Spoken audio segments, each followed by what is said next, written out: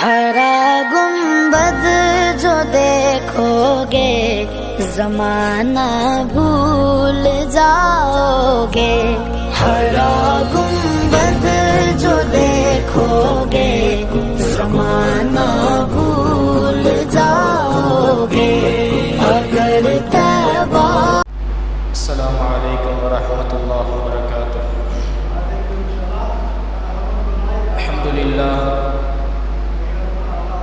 नहमदुहु व नसल्ली अला रसूलिहिल करीम, अम्मा बअद। फ़क़द क़ाल अल्लाहु तबारक व तआला फ़ी कलामिहिल क़दीम वल फ़ुरक़ानिल हमीद। अऊज़ु बिल्लाहि मिनश शैतानिर रजीम। बिफ़ज़्लि बिस्मिल्लाहिर रहमानिर रहीम। क़ाल या बुनय्य ला तक़्सुस रु'याक अला इख़्वतिक फ़यकीदू लक कैदा। सदक़ल्लाहुल अज़ीम। वक़ाल नबियुना सय्यिदुल बशर मुहम्मदुर रसूलुल्लाहि सल्लल्लाहु अलैहि वसल्लम, इन्नी लअअलमु इज़ा कुन्ति अन्नी राज़िया व इज़ा कुन्ति अलय्य ग़ज़बा। क़ालत फ़क़ुल्तु मिन ऐन तअरिफ़ु ज़ालिक? फ़क़ाल अम्मा इज़ा कुन्ति अन्नी राज़िया फ़इन्नकी तक़ूलीन ला व रब्बि मुहम्मदिन व इज़ा कुन्ति अलय्य ग़ज़बा क़ुल्ति ला व रब्बि इब्राहीम। क़ालत क़ुल्त अजल वल्लाहि या रसूलल्लाह मा अहजुरु इल्ला स्मक। रवाहुल बुखारी। பெருகி வரும் கருணையினால் இப்பேருலகை காத்தருளும் வல்லோ நாம் அல்லாஹுக்கே கோடான கோடி புகழ். சாந்தியும் சமாதானமும் ஈருலகத் தலைவர் மக்கத்து ரோஜாவாம் மதினத்து ராஜாவாம் முத்து முஹம்மது முஸ்தபா ரசூலே கரீம் ஸல்லல்லாஹு அலைஹி வஸல்லம் அவர்களின் மீதும் அவர்களின் அடிச்சுவடுகளை பிறளாது பிசகாது அடியுற்றி வாழ்ந்த அன்னவர்களது உத்தம சத்திய சஹாபாக்கள், தாபியீன்கள், தபுத் தாபியீன்கள், நாதாக்கள், அவுலியாக்கள், ஷஹதாக்கள், இமாம்கள், இது ஜும்ஆவுடைய அமையிலே நல்ல விஷயங்களை கேட்கவும் கடமையான வணக்கங்களை நிறைவேற்றவும் அமர்ந்திருக்கிற நம் அனைவரின் மீதும் உண்டாகட்டுமாக. ஆமீன். கண்ணியமிக்க இஸ்லாமிய சொந்தங்களே, பேரன்பிற்கும் பெரும் மதிப்பிற்கும் உரிய அல்லாஹ்வின் நல்லடியார்களே, மனித வாழ்க்கையில் பல பிரச்சனைகள் ஏற்படுவது உண்மைதான்.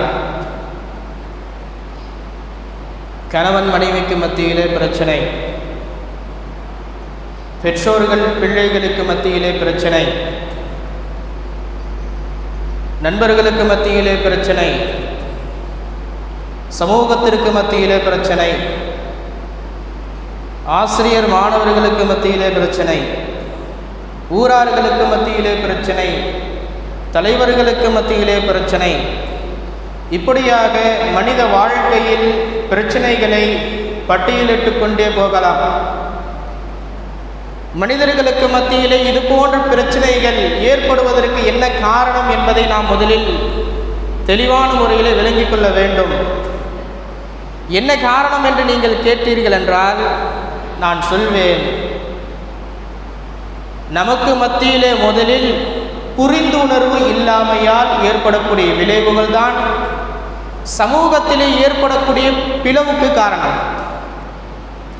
இன்றைக்கு சமூகம் பிளவுபட்டு கிடக்கிறது, குடும்பங்களுக்கு மத்தியிலே பிளவு ஏற்படுகிறது என்று சொன்னால் அதற்கு முழுக்க முழுக்க காரணம் புரிந்து உணராமை. புரிந்து உணராமையால் இன்றைக்கு பல இடங்களில் பல பிரச்சனைகளை சமூகத்தினர் அனுபவித்துக் கொண்டு தான் இருக்கிறார்கள்.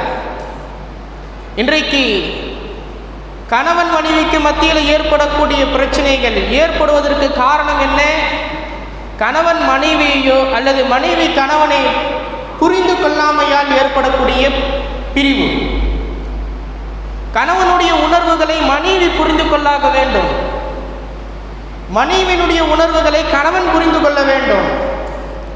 இந்த இருதரப்பு உணர்வுகளை இரு தரப்பினரும் உணராத காரணத்தினால் இருவருக்கு மத்தியிலே பிளவுகள் ஏற்பட்டு கணவன் மனைவி வெவ்வேறாக வாழக்கூடிய சூழல் இன்றைக்கு சமூகத்திலே நிதர்சன உண்மையாக இருக்கிறது என்று சொன்னால் அதை நம்மால் மறுக்க முடியாது.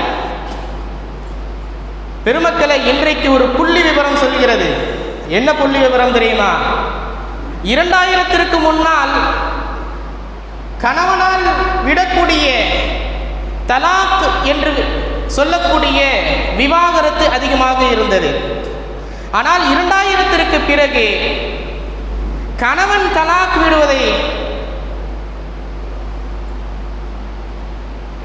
மனைவி விவாத விலக்கு என்று சொல்லக்கூடிய ஹுலா அதிகமாக கேட்கப்படுகிறது என்ற ஒரு புள்ளி விபரம் சொல்கிறது. 2000ற்கு முன்னால் இருவருக்கு மத்தியிலே பிரச்சனை ஏற்பட்டால் கணவன் மனைவியை வேண்டாம் என்று தலாக் விட்டு விடுவார். இது அப்போ இருந்துச்சு.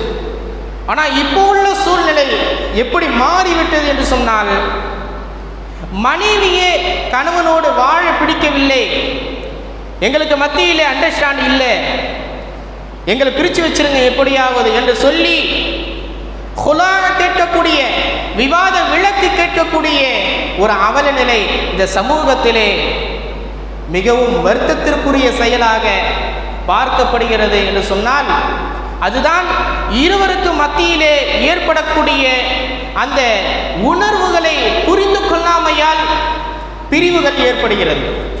பெற்றோர்கள் பிள்ளைகளுக்கு மத்தியிலே புரிந்து உணர்வு இல்லாமையால் ஏற்படக்கூடிய விளைவு, பிள்ளைகள் பெற்றோர்களை புரிந்து கொள்வதில்லை, பெற்றோர்கள் பிள்ளைகளை புரிந்து கொள்வதில்லை. இதனால் ஏற்படக்கூடிய விளைவு என்ன தெரியுமா? பிள்ளைகள் பெற்றோர்களை விரோத கண்ணோடு பார்க்கிறார்கள், பெற்றோர்கள் பிள்ளைகளை விரோத கண்ணோடு பார்க்கிறார்கள். என்னமோ ஒரு எதிரியை போன்று பார்க்கக்கூடிய சூழல். இருவருக்கு மத்தியிலே ஒரு புரிந்து உணர்ந்து நடந்து கொள்ளும் அந்த அழகிய பண்பு இல்லாததன் காரணமாகத்தான் இருவருக்கு மத்தியிலே பிரிவுகளும் பிளவுகளும் சண்டையும் சச்சரவும் ஏற்படுவதற்கு அதுதான் காரணம். பெருமக்களே, சமூகத்திற்கு மத்தியிலே இன்று பிரிந்து கிடக்கிறார்கள். குடும்பங்களுக்கு மத்தியிலே ஏற்படக்கூடிய பிளவுக்கு பிரிவுக்கு ஏற்படக்கூடிய சண்டைக்கு முக்கிய காரணம் என்ன தெரியுமா? புரிந்து உணராமை. ஒரு பிரச்சனை என்று சொன்னால் ஒருவர் ஒரு பிரச்சனையை கொண்டு வருகிற போதே ஏன் வந்துச்சு, எதனால வந்துச்சு என்பதை அறிந்து அந்த பிரச்சனையை சால்வ் பண்ணி, சரி அப்படிதான் சரியா போயிடும், பிரச்சனை இல்லை பார்த்துக்கலாம் என்று புரிந்து கொண்டு நடக்காமையால் ஏற்படக்கூடிய விளைவோ இன்றைக்கு சமூகம் பிளவுபட்டு சிதைந்து கிடக்கிறது என்பதுதான் வேதனைக்குரிய விஷயம். பெருமக்களே, நம்முடைய வாழ்க்கையிலே புரிந்து உணர்வோடு நடக்க வேண்டும். இதைத்தான் குர்ஆனும் ஹதீஸும் நமக்கு எடுத்து எம்பக்கூடிய அழகிய பண்பாடுகள் இது. பெருமக்களே, ஒரு தந்தையாக இருப்பவர், குறிப்பாக பெற்றோர்களாக இருப்பவர்கள் தங்கள் பிள்ளைகளின் உணர்வுகளை புரிந்து கொள்ள வேண்டும். பிள்ளைகளின் குணாதிசயங்கள் என்ன, அவர்கள் எதை விரும்புகிறார்கள், எதை வெறுக்கிறார்கள், எதை பார்க்கிறார்கள், எதை பார்ப்பதில்லை, எப்படி வாழ்கிறார்கள், எப்படி வாழ்வதில்லை, எதை பேசுகிறார்கள், எதை பேசுவதில்லை, எப்படி அவர்களுடைய செயல்பாடுகள் இருக்கிறது, அவர்களுடைய குணாதிசயங்கள் எப்படி இருக்கிறது என்ற அச்சசலி உள்ள உச்சந்தலையிலிருந்து உள்ளங்கால் வரையிலும் அவர்களுடைய குணாதிசயங்கள் முழுவதையும் ஒரு பெற்றோராக இருப்பவர்கள் தெரிந்து கொள்ள வேண்டும். குர்ஆன் சொல்லக்கூடிய செய்தி. பெருமக்களே, ஒரே ஒரு செய்தி சொல்வேன். யூசுப் அலைஹிஸ்ஸலாம் அவர்கள் 11 நட்சத்திரங்களும் தனக்கு சஜ்தா செய்ததை போன்ற ஒரு கனவு கண்டு அந்த கனவை தன் தந்தையிடத்திலே வந்து சொல்வார்கள். யாபத்தி இன்னி ரஅய்து அஹத அஷர கௌகபா, நான் 11 நட்சத்திரங்களை பார்த்தேன், அந்த 11 நட்சத்திரங்களும் எனக்கு சஜ்தா செஞ்சிச்சு என்று யூசுப் அலைஹிஸ்ஸலாம் அவர்கள் யாக்கூப் அலைஹிஸ்ஸலாம் அவர்களிடத்திலே வந்து சொன்ன போதே யாக்கூப் அலைஹிஸ்ஸலாம் அவர்கள் சொன்ன விஷயம் என்ன தெரியுமா? மகனே, இந்த கனவை பற்றி யாரிடத்திலும் சொல்லிவிடாதே, குறிப்பாக உன் சகோதரர்களிடத்தில் சொல்லிவிடாதே. சொன்னார்கள், யா புனியே, ஓ எனது அருமை மகனே, லா தக்ஸுஸ் ருய்யாக அலா இக்வதி, உன் சகோதரர்களிடத்தில் ஒருபோதும் சொல்லிவிடாதே. காரணம், ஃபயகீது உலக கைதா, அவர்கள் உமக்கு ஏதும் ஒரு வழியிலே சூழ்ச்சி செய்யக்கூடும். பெருமக்கள், யாக்கூப் அலைஹிஸ்ஸலாம் அவர்கள் தான் பெற்றெடுத்த பிள்ளைகளின் உணர்வுகளை புரிந்து கொண்ட காரணத்தினால், அவர்களுடைய நடத்தைகளை குணங்களை அறிந்து கொண்ட காரணத்தினால் அவர்கள் இப்படிதான் 11 பேரும் 11 ரகங்கள். யாக்கூப் அலைஹிஸ்ஸலாமுடைய 11 பிள்ளைகளும் 11 ரகங்கள், 11 குணத்தில் உள்ளவர்கள். அவர்களுடைய குணம் எப்படி என்று யாக்கூப் அலைஹிஸ்ஸலாம் ஒரு தந்தையாக இருப்பவருக்கு தெரியும். எனவே தான் சொன்னார்கள், அந்த மகன்கள் அவர்கள் சாதாரணமானவர்கள் அல்ல, பொறாமைக்காரர்கள். ஷைத்தான் அவர்களின் மூலமாக உமக்கு ஏதும் சதித்திட்டத்தை செய்து உம்மை அழிப்பதற்கு வாய்ப்பு இருக்கிறது. எனவே இந்த கனவை குறித்து உம் சகோதரர்களிடத்தில் சொல்லாதே என்ற யாக்கூப் அலைஹிஸ்ஸலாம் அவர்கள் தன் மகன் யூசுப் அலைஹிஸ்ஸலாம் அவர்களிடத்தில் சொன்னார்கள் என்ற செய்தி அல்லாஹ் குர்ஆனிலே பதிவு செய்கிறான். அப்படியானால் ஒரு தந்தையாக இருப்பவர் தன் பிள்ளைகளுடைய குணங்களை அறிந்திருக்க வேண்டும். நேர்முகத்தோடு, நேர்முறையோடு, நேர்கொண்ட பார்வையோடு நடக்க வேண்டும் என்று குர்ஆன் நமக்கு சொல்லித் தருகிறது. பெருமக்களே, மனைவியினுடைய உணர்வுகளை கணவன் புரிந்திருக்க வேண்டும். ஒரு கணவனாக இருப்பவர் மனைவியினுடைய உணர்வுகளை தெரிந்திருக்க வேண்டும். மனைவிக்கு எது பிடிக்கும், எது பிடிக்காது, எதை விரும்புவாள், எது விரும்ப மாட்டாள், என்ன உணர்வுகளை உள்ளத்திலே அவருடைய உள்ளத்திலே உதிக்கிறது, எதை உள்ளத்திலே மறைத்து வைத்திருக்கிறாள், எதை வெளிப்படுத்த முடியாமல் இருக்கிறாள், எதை என்னிடத்திலிருந்து எதிர்பார்க்கிறாள் என்ற மனைவியினுடைய உணர்வுகளை ஒரு கணவராக இருப்பவர் புரிந்து கொள்ள வேண்டும். இஸ்லாம் அதை தான் நமக்கு தெளிவான முறையிலே கற்றுத்தருகிறது. பெருமக்களே, சஹீஹ் புகாரியில் ஒரு ஹதீஸ் வரும். அந்த ஹதீஸை சொன்னால் ஒரு கணவனாக இருப்பவர் மனைவியினுடைய உணர்வுகளை எப்படி புரிந்து கொள்ள வேண்டும் என்பதை அந்த நிகழ்வின் மூலமாக நாம் புரிந்து கொள்ளலாம். நமக்கு அது ஒரு பாடமாக இருக்கும். கணவனாக இருக்கிற பெருமானார் ஸல்லல்லாஹு அலைஹி வஸல்லம் அவர்கள், மனைவியாக இருக்கிறார்கள் அன்னை ஆயிஷா சித்திகா ரலியல்லாஹு அன்ஹா. ஒரு நாள் பெருமானார் ஸல்லல்லாஹு அலைஹி வஸல்லம் அவர்கள் மனைவியான ஆயிஷா ரலியல்லாஹு அவர்களை பார்த்து சொன்னார்கள், யா ஆயிஷா, நீங்கள் எப்போ என் மேலே கோபமாக இருக்கிறீங்க, எப்போ என் மேலே பாசமாக இருக்கிறீங்கன்னு நான் கண்டுபிடிச்சிருவேன். நான் சொன்னாங்க, இன்னில ஆலம இதா குந்தி அன்னி ராதியா. ஏமா ஆயிஷா, நீ எப்போ என் மேலே பொருத்தமாக இருக்கிற, பாசமாக இருக்கிறங்கிறது எனக்கு தெரியும். வைதா குந்தி அலைய கல்பா, நீ என் மேலே எப்போ கோபமாக இருக்கிறங்கிறது எனக்கு தெரியும்னா. கணவர் பெருமானார் ஸல்லல்லாஹு அலைஹி வஸல்லம் சொல்றாங்க, யார்கிட்ட? மனைவிகிட்ட. மனைவி கேட்டாங்க, அது எப்படி தெரியும்? மின் ஐன தாரிஃபு தாலிக். பெருமானார், யா ரசூலல்லாஹ், அது எப்படி நீங்கள் விளங்கிக் கொள்வீர்கள்? நான் உங்கள் மீது கோபமாக இருக்கிறேன் என்பதையும் பாசமாக இருக்கிறேன் என்பதையும் நீங்கள் எவ்வாறு அறிந்து கொள்வீர்கள் என்று ஆயிஷா ரலியல்லாஹு அவர்கள் பெருமானார் ஸல்லல்லாஹு அலைஹி வஸல்லம் அவர்களிடத்திலே கேட்டபோது பெருமானார் ஸல்லல்லாஹு அலைஹி வஸல்லம் அவர்கள் என்ன சொன்னார்கள் தெரியுமா? என்ன அழகாய் சொல்லி இருக்கிறார்கள். கால் அம்மா இதா குந்தி அன்னி ராதியா. ஏமா ஆயிஷா, நீ என் மேல பாசமா இருக்கிற என்பதற்கு அர்த்தம் என்ன தெரியுமா? ஃபஇன்னகி தகூலீன லா வரப்பி முஹம்மதின். என் மேல நீ கோபமா என்ன நீ பொருந்தி கொண்ட நிலையில் இருக்கிற போது நீ சொல்லக்கூடிய வார்த்தை என்ன தெரியுமா? முஹம்மதின் இரட்சகனின் மீது சத்தியமாக என்று என் பெயரையும் என் இரட்சகனின் பெயரையும் சேர்த்து சொல்வாய். அப்போ நான் விளக்கிக்குவேன், என் மனைவி என்னை புரிந்து கொண்டால் என் மீது பாசமாக இருக்கிறார் என்பதை நான் தெரிந்து கொள்வேன் என்று பெருமானார் ஸல்லல்லாஹு அலைஹி வஸல்லம் அவர்கள் சொன்னார்கள். அடுத்து சொன்னார்கள், வைதா குந்தி அலிய கதுபா. ஏமா ஆயிஷா, என் மேல நீ எப்போ கோபமா இருக்கிறங்கிறத நான் எப்படி தெரிந்து கொள்வேன் தெரியுமா? குல்தி லா வரப்பி இப்ராஹிம். நீ சொல்வ, என் பேரை விட்டுட்டு இப்ராஹிமின் இரட்சகனின் மீது சத்தியமாக என்று இப்ராஹிம் அலைஹிஸ்ஸலாம் அவர்களுடைய பெயரையும் அவருடைய இப்ராஹிமுடைய இரட்சகரின் பெயரையும் சேர்த்து சொல்வாய், அந்த நேரத்தில் என்னுடைய பெயரை நீ விட்டு விடுவாய் என்று பெருமானார் ஸல்லல்லாஹு அலைஹி வஸல்லம் அவர்கள் ஒரு கணவராக இருக்கக்கூடியவர் எப்படி தன்னுடைய மனைவியினுடைய உணர்வுகளை புரிந்து வாழ்ந்தார்கள் என்பதற்கு இந்த ஹதீஸ் நமக்கு எடுத்து காட்டக்கூடிய அழகிய பண்பு.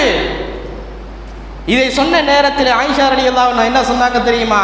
அஜல் வல்லாஹி யா ரசூலல்லாஹ், ஆமா யா ரசூலல்லாஹ், ஆமா யா ரசூலல்லாஹ், நீங்க சொல்றதெல்லாம் 100% உண்மைதான். உங்க மேல பாசமாக இருக்கிற போது நான் இப்படி சொல்வேன், உங்க மேல கோபமாக இருக்கிற போது நான் இப்படி சொல்வேன் சொல்லிட்டு சொன்னாங்க, யா ரசூலல்லாஹ், நான் கோபமாக இருக்கிற நிலையில் உங்க பேரை மட்டும் தான் நான் சொல்ல மாட்டேன், நான் கோபமாக இருக்கும் நிலையில் உங்கள் பேரை மட்டும் நான் சொல்ல மாட்டேனே தவிர உங்க மேல ஒரு காலம் எனக்கு கோபம் கிடையாது. அல்லாஹு அக்பர். ஒரு மனைவி கணவனை எப்படி புரிந்து கொண்டிருக்கிறார், ஒரு கணவன் மனைவி எப்படி புரிந்து கொண்டிருக்கிறார் என்பதற்கு இந்த வரலாறு நமக்கு சான்று. இது ஏன் நான் இந்த இடத்தில் சொல்கிறேன் என்று சொன்னால், இன்று நடக்கக்கூடிய பிரச்சனைகள், கணவன் மனைவிக்கு மத்தியில் ஏற்படக்கூடிய பிரச்சனைகள் பெருமானார் ஸல்லல்லாஹு அலைஹி வஸல்லம் அவர்களுடைய வாழ்க்கையின் மூலமாக ஒரு கணவராக பெருமானார் ஸல்லல்லாஹு அலைஹி வஸல்லம் அவர்கள், ஒரு மனைவியாக ஆயிஷா ரலியல்லாஹு அன்ஹா, ஒரு மனைவியாக ஹதீஜா ரலியல்லாஹு அன்ஹா, ஒரு மனைவியாக பெருமானார் ஸல்லல்லாஹு அலைஹி வஸல்லம் அவர்களின் உம்மஹாத்துல் முஃமினீன் என்று சொல்லக்கூடிய மனைவிமார்கள் எப்படி இருவருக்கு மத்தியில் அண்டர்ஸ்டாண்டோடு வாழ்ந்தார்கள் என்பதற்கு இந்த சரித்திரம் நமக்கு படிப்பனையாக அமைகிறது. நாம் அதை பாடமாக எடுத்துக்கொள்ள வேண்டும். பெருமக்களே, அது மட்டுமல்ல, ஒரு கணவர் மனைவியினுடைய உணர்வுகளை எப்படி புரிந்து கொள்ள வேண்டும் என்பது மட்டுமல்ல, ஒரு மனைவி கணவனுடைய உணர்வுகளை எப்படி புரிந்து கொள்ள வேண்டும் என்பதற்கும் வரலாற்றில் சான்று இருக்கிறது. ஒரு மனைவியாக இருக்கக்கூடியவர் கணவனுடைய உணர்வுகள் என்ன, அவருடைய குணங்கள் என்ன, அவருடைய பழக்க வழக்கங்கள் என்ன, அவரிடத்தில் என்ன தன்மைகள் இருக்கிறது, என்ன குணாதிசயங்கள் இருக்கிறது, எப்படி பழகுகிறார், எதை விரும்புகிறார், எதை வெறுக்கிறார், எதை என்னிடத்தில் இருந்து அவர் ஆசைப்படுகிறார், எதை அவர் என்னிடத்தில் இருந்து வெறுக்கிறார் என்ற கணவனுடைய உணர்வுகளை ஒரு மனைவி தெரிந்தாக வேண்டும் என்று இஸ்லாம் நமக்கு தெளிவான முறையிலே கற்றுத்தருகிறது. பெருமக்களே, வரலாற்றில் இருந்து ஒரு செய்தி நான் சொல்வேன். அஷ்ரத்துல் முபஷ்ஷரா என்று பட்டம் சூட்டப்பட்ட, சொர்க்கத்தை கொண்ட நன்மாராயம் சொல்லப்பட்ட 10 சஹாபிகளில் ஒருவர் தான் ஜுபைர் இப்னு அவ்வாம் ரலியல்லாஹு. ஜுபைர் இப்னு அவ்வாம் ரலியல்லாஹு மிகப்பெரிய சஹாபி, வீரமிக்க சஹாபி. அவர்களுடைய வரலாற்றை நீங்கள் எடுத்து பார்த்தீர்கள் என்று சொன்னால், அவர்கள் பெற்றோர்கள் முழுக்க தன் மகனை எல்லோரையும் வீரமிக்கவர்களாக வளர்த்த சஹாபி ஜுபைர் இப்னு அவ்வாம் ரலியல்லாஹு. ஜுபைர் இப்னு அவ்வாம் ரலியல்லாஹு அவர்கள் அபூபக்கர் சித்தீக் ரலியல்லாஹு அவர்களுடைய மகளான ஆயிஷா ரலியல்லாஹு அவர்களின் சகோதரி அஸ்மா ரலியல்லாஹு அன்ஹா அவர்களை திருமணம் முடித்திருந்தார்கள். அந்த வகையிலே ஜுபைர் ரலியல்லாஹு அவர்கள் அபூபக்கர் சித்தீக் ரலியல்லாஹு அவர்களுக்கு மருமகனாக இருக்கிறார்கள். மாமனார் அபூபக்கர் சித்தீக் ரலியல்லாஹு. ஒரு மனைவி கணவனுடைய உணர்வுகளை எப்படி புரிந்து உணர்ந்து நடந்து கொள்ள வேண்டும் என்பதற்கு ஜுபைர் ரலியல்லாஹு, கணவரான ஜுபைர் ரலியல்லாஹு, மனைவியான அஸ்மா ரலியல்லாஹு அன்ஹா அவர்கள் இருவருடைய தம்பதியின் வாழ்க்கையில் நடந்த ஒரு நிகழ்வு நமக்கு எடுத்துக்காட்டாக அமைகிறது. பெருமக்களே, ஒரு நாள் ஒரு ஏழை வியாபாரி பேரிச்சம்பழத்தை விற்பதற்காக வேண்டி வருகிறார். வழியில் எங்கும் நிழல் கிடைக்கல. நேராக வருகிறார், இவருடைய வீட்டிற்கு வருகிறார். யார்? அந்த ஏழை வியாபாரி ஜுபைர் ரலியல்லாஹுடைய வீட்டிற்கு வருகிறார். வந்து பார்த்தா அவங்க வீட்டில் நிழல் இருக்கு. சரி, இங்கே நம்ம என்ன செஞ்சிடுவோம், வியாபாரம் செய்யலாம், பேரிச்சம்பழ வியாபாரம் செய்யலாம் என்று நினைச்சு வீட்டினுடைய கதவை தட்டினார். காரணம், அனுமதி கேட்கணும்ல. அடுத்த ஆள் வீட்டில் போய் வீட்டு வாசப்படில் நம்ம பாட்டுக்கு வியாபாரம் செஞ்சால் திடீர்னு சண்டைக்கு வந்துடுவாங்க. அதனால அனுமதி கேட்கணும். அந்த வியாபாரி கதவை தட்டினார். உள்ளேருந்து அஸ்மா ரலியல்லாஹு வெளில வந்தாங்க. வந்து கேட்டால், என்னப்பா, என்ன விஷயம்? இல்லை, உங்கள் வீட்டு வாசலில் நிழல் இருக்குது, நான் ஏழை வியாபாரி, பேரிச்சம்பழம் விற்கிறதுக்காக வந்திருக்கிறேன், நான் விற்றுக்கிறேன், உங்கள் வாசப்படியில், உங்கள் வீட்டு வாசப்படியில் நான் போட்டு விற்றுக்கிறேன். அப்படியா? சரி. அந்த ஏழை வியாபாரியினுடைய ஏழ்மையை உணர்ந்து கொண்ட, அவருடைய உணர்வுகளை விளங்கி கொண்ட அஸ்மா ரலியல்லாஹு அன்ஹா அவர்கள் புரிந்து கொண்டு சொன்னார்கள், சரிப்பா, பிரச்சனை இல்லை, இப்போதைக்கு என் வீட்டில் கணவர் இல்லை, இப்போதைக்கு என் வீட்டில் கணவர் ஜுபைர் இல்லை, அதனால் அவர் வந்ததற்கு பிறகு அவர்கிட்ட நீ அனுமதி கேட்டுக்கோ. அவர்கிட்ட நீ அனுமதி கேட்கும்போது ஏன்ட்ட அனுமதி கேட்டதா நீ சொல்லக்கூடாது, ஏன்ட்ட நீ அனுமதி கேட்டதா சொல்லக்கூடாது, புதுசாக நீயே அனுமதி கேட்குற மாதிரி கேட்கணும்னா. சரின்ட்டு அவர் அந்த இடத்துல இருந்தார். கொஞ்ச நேரத்தில் ஜுபைர் ரலியல்லாஹு வந்துட்டாங்க. வந்தோடனே இவர் கேட்டார், இந்த மாதிரி உங்கள் வீட்டு வாசலில் நிழல் இருக்குது, அதனால் நான் வியாபாரம் செஞ்சுக்கிறேன். அப்படியா, சரி பிரச்சனை இல்லை, ஓரமாக எனக்கு என்ன செஞ்சீங்க, வியாபாரம் செஞ்சீங்கன்ட்டான். உள்ளிருந்து இதையெல்லாம் பார்த்து கொண்டு கேட்டுக்கொண்டிருந்த அஸ்மா ரலியல்லாஹு அன்ஹா அவருக்கு குரல் கொடுக்குறாங்க, ஏப்பா உனக்கு இந்த இடத்த விட்டால் வேறு வழியில் வியாபாரம் செய்கிறதுக்கு இடம் இல்லையா, எங்கள் வீட்டு வாசப்படி தான் கிடச்சிச்சா அப்படின்னு கோபமாக பேச ஆரம்பித்தாங்க. தன் கணவரை சோதிக்கிறாங்க, உணர்வுகளை புரிந்து கொண்ட மனைவி. அப்போ என்ன செஞ்சாங்க, உடனே ஜுபைர் இல்லா விடுமா, அவர் ஏழை வியாபாரி, அவர் எங்கேயும் நிழல் இல்லாமல் இந்த இடத்துல தான் ஒதுங்கிறதுக்கு ஒரு நிழல் கிடச்சிருக்கு. அவர் ஏழையான ஒரு வியாபாரி, இங்கே வியாபாரம் செஞ்சுட்டு போட்டுமே, அவருக்கு இடம் கொடுத்தா நமக்கு குறைஞ்சா போயிடுவோம், அவருக்கு இடம் கொடுத்தா நாம் குறைஞ்சா போயிடுவோம் என்று ஜுபைர் ரலியல்லாஹு அவர்கள் சொன்னார்கள். மனைவி அஸ்மா ரலியல்லாஹு அன்ஹா அமைதியானார்கள்.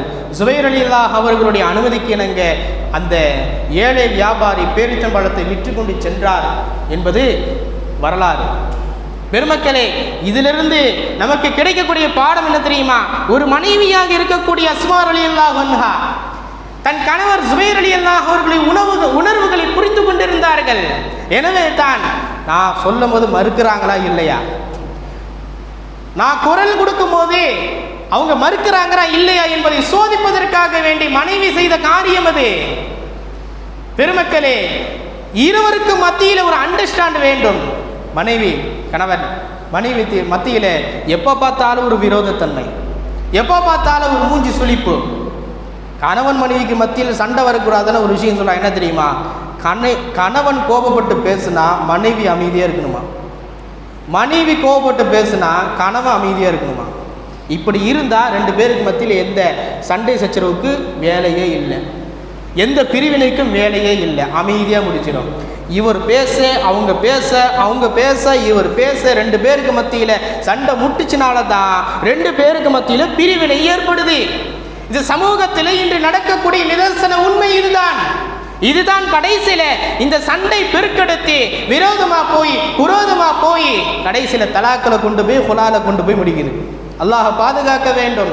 இந்த வரலாற்றிலிருந்து மேல் சொல்லப்பட்ட வரலாறு, ஒரு கணவனாக இருக்கக்கூடியவர் மனைவியினுடைய உணர்வுகளை எப்படி புரிந்து கொள்ள வேண்டும் என்பதற்கு பெருமானார் ஸல்லல்லாஹு அலைஹி வஸல்லம் அவர்கள் ஆயிஷா ரலியல்லாஹு அன்ஹா ஒரு மனைவியாக இருக்கக்கூடியவர் எப்படி இரு தம்பதிகளும் வாழ்ந்தார்கள் என்பதற்கு நமக்கு பாடம். அதே போல ஒரு மனைவி கணவனுடைய உணர்வுகளை எப்படி புரிந்து கொண்டு உணர்ந்து நடந்தார்கள் என்பதற்கு ஜுபைர் ரலியல்லாஹு அவர்களை போன்ற கணவர், அஸ்மா ரலியல்லாஹு அன்ஹா போன்ற மனைவி இரு தம்பதிகளுக்கு மத்தியிலே அவர்கள் எப்படி நடந்து கொண்டார்கள், எப்படி வாழ்ந்தார்கள் என்பதை இந்த சமூகத்திற்கு கற்றுத்தரக்கூடிய பாடம் இது. இப்படிதான் வாழும்படி குர்ஆனும் ஹதீஸும் நமக்கு ஏவுகிறது. இந்த வரலாறுகளை சொல்வதற்கு காரணம், சஹாபாக்களுடைய வரலாறுகளை படிப்பதற்கு காரணம், அவர்களை போடு நம்முடைய வாழ்க்கையை நாம் மாற்றிக்கொள்வதற்கு தான் வரலாறுகளை ஏற்படுத்தி கொடுத்திருக்கிறார்கள். சஹாபாக்களும் அப்படி வாழ்ந்துவிட்டு சென்றிருக்கிறார்கள்.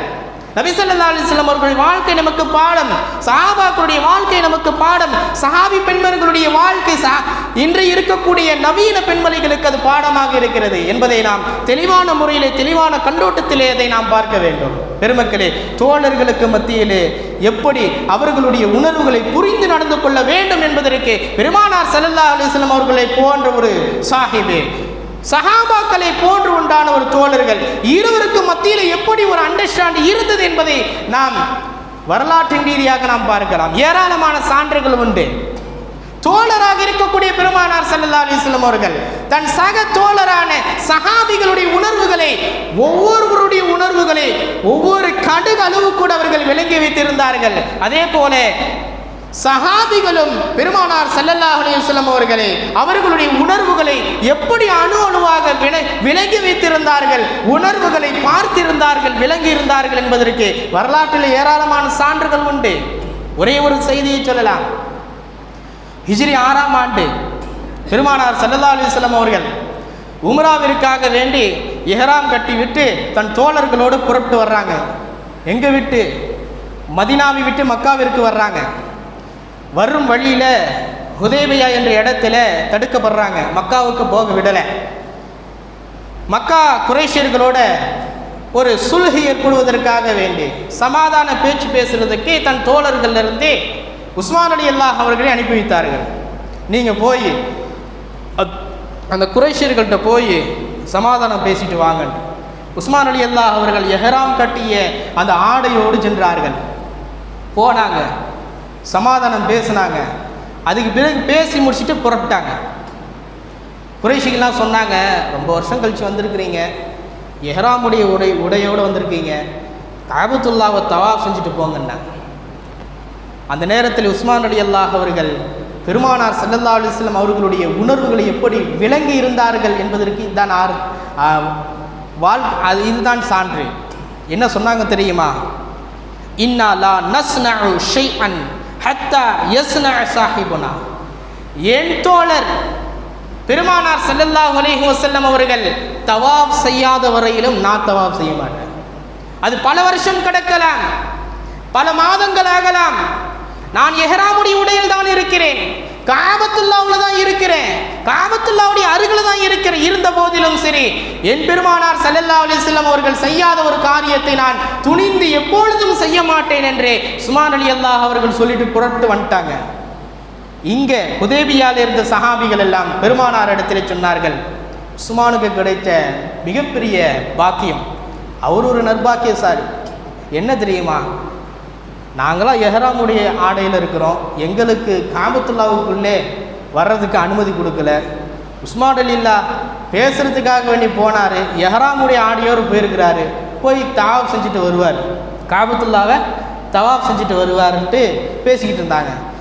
அந்த நேரத்தில் பெருமானார் ஸல்லல்லாஹு அலைஹி வஸல்லம் அவர்கள் தன் தோழர்களுடைய உணர்வுகளை விளங்கியவர்கள், அறிந்திருந்தவர்கள், உணர்ந்து கொண்டு நடந்தவர்கள் என்ன சொன்னாங்க தெரியுமா? லவ் மக்கஸ கதா வகதா சனதன் மா தாஃப ஹத்தா அதூஃப். உஸ்மா பல வருஷம் ஆனாலும் சரி, பல வருடங்கள் ஆனாலும் சரி, நான் தவாஃப் செய்யாத வரையிலும் உஸ்மான் தவாஃப் செய்ய மாட்டார் என்றார்கள். சஹாபிகளுடைய உணர்வுகளை அணுவணுவாக விளங்கி இருந்தவர்கள் பெருமானார் ஸல்லல்லாஹு அலைஹி வஸல்லம் அவர்கள். இன்னைக்கு நம்முடைய தோழர்களுக்கு மத்தியில் எங்க அந்த உணர்வு எங்க போச்சு? ஒரு தோழர் இன்னொரு தோழர் ஏதோ சொல்லிட்டார் என்பதற்காக வேண்டி விரோதம் கொள்ளக்கூடிய, குரோதம் கொள்ளக்கூடிய ஒரு காட்சி தான் இந்த சமூகத்தில் நடக்குது. டியர் ஃப்ரெண்டா இருந்தவன் இன்னைக்கு காலத்துல டியர் ஃப்ரெண்டா இருக்கிறான். ஒரு காலத்தில் எப்படி மாறி போகுது? இவன் ஏதோ அவனை சொல்லிட்டான், அவன் ஏதோ இவனை சொல்லிட்டான் என்பதற்காக வேண்டி இருவருக்கு மத்தியில விரோதங்கள் ஏற்பட்டு அது சண்டையாகி அது மிகப்பெரிய விரோதத்தின் உச்சியில கொண்டு போய் கொலவரிக்கும் போதா இல்லையா? இன்னைக்கு குரோதத்தினால, விரோதத்தினால, சண்டையினால அவன் இப்படி என்ன சொல்லிட்டான், அவனை நான் என்ன பண்றேன் தெரியுமா என்று கொலை செய்யக்கூடிய ஒரு கொடூர நிலை இந்த சமூகத்தில் நடக்குதா இல்லையா? காரணம் என்ன? நண்பர்களுக்கு மத்தியில புரிந்து உணராமையால் ஏற்படக்கூடிய விளைவுகள். அது கணவன் மனைவிக்கு மத்தியில புரிந்து உணராமையால் ஏற்படக்கூடிய விளைவுகள், பிளவுகள், சண்டை சச்சரவுகள், சமூகம் பிளவுபட்டு நிற்பதற்கு இதுதான் காரியம், இது சத்தியம். பெருமக்களே, பெருமானார் ஸல்லல்லாஹு அலைஹி வஸல்லம் அவர்களுடைய வாழ்க்கை, சஹாபாக்களுடைய வாழ்க்கை நமக்கு ஒரு அத்தாட்சியாக, ஒரு ஆதாரமாக இருக்கிறது. இந்த ஜும்மாவுடைய பயான்ல நம்ம வாரம் ஒவ்வொரு விஷயங்களை நம்ம சொல்றோம்னு சொன்னா ஏன் சொல்றோம்? இந்த காதுல வாங்கிட்டு இந்த காதுல விடுவதற்கு அல்ல. இந்த பயானின் மூலமாக ஒரு தலைப்பில் நாம் ஒரு செய்தியை சொல்வதன் மூலமாக கேட்கக்கூடிய மக்களின் உள்ளம் மாற வேண்டும், அவர்களுடைய வாழ்க்கையும் அது போன்று அவர்கள் ஆக்கிக் கொள்ள வேண்டும். அல்லாஹ் குர்ஆன்ல என்ன சொன்னான் தெரியுமா? ஒரு சமூகம், ஒரு மக்கள் அவர்கள் தங்களை மாற்றிக்கொள்ளாத வரையிலும் நான் மாற மாட்டேன்றாங்களா? அவர்கள் தங்களை மாற்றிக்கொள்ளாத வரையிலும் நான் மாற மாட்டேன். அவர்கள் எப்பொழுது தங்களை மாற்றி திருத்தி வாழ்கிறார்களோ நான் அவர்களுக்காக வேண்டி இறங்கி விடுகிறேன் என்று அல்லாஹ் ஜல்ல ஷானஹு வ தஆலா சொல்கிறார்.